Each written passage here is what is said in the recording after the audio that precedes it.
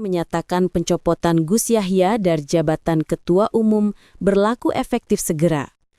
Keputusan tersebut diambil melalui rapat harian syuriah yang menghasilkan rekomendasi pemberhentian berdasarkan pertimbangan internal tertentu. Surat resmi ditandatangani Afifuddin Muhajir bersama Ahmad Tajul Mafakhir pada tanggal 25 November. Dalam surat itu dijelaskan bahwa seluruh kewenangan dan hak Gus Yahya sebagai ketua telah dicabut.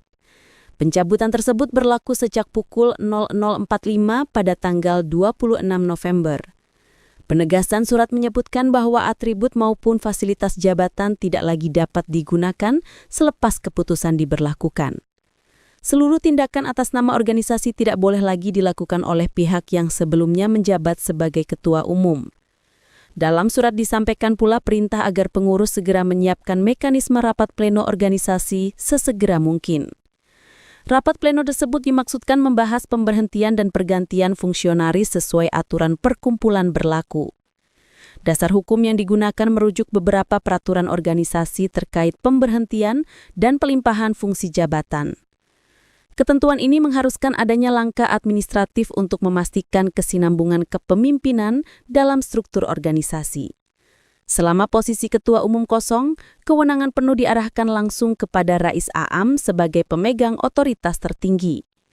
Mekanisme demikian dianggap langkah sementara hingga pleno menetapkan pergantian atau penataan ulang kepengurusan. Pihak yang menandatangani surat telah membenarkan keaslian dokumen serta menetapkan isinya sebagai keputusan final.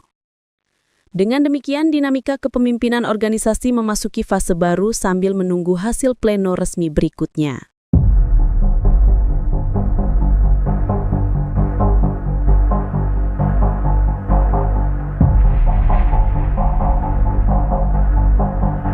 Download Tribun X sekarang. Menghadirkan lokal menjadi Indonesia.